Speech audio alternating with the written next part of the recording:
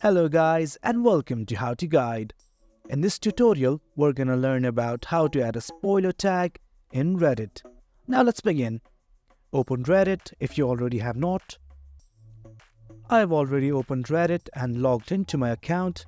Now let's begin. Let us create a post. I will put a simple title and the text.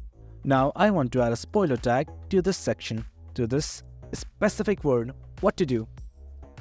On the top menu bar, you will find many options such as bold, italics, link, strike through. Scroll over and you will find something like spoiler. It is like an exclamation mark. Simply click on it and then choose a community you want to post to, then hit post. As you can see, there is a spoiler tag on the specific text. Simply click on it to reveal the spoiler. And there you have it guys. That is how you add a spoiler tag in Reddit.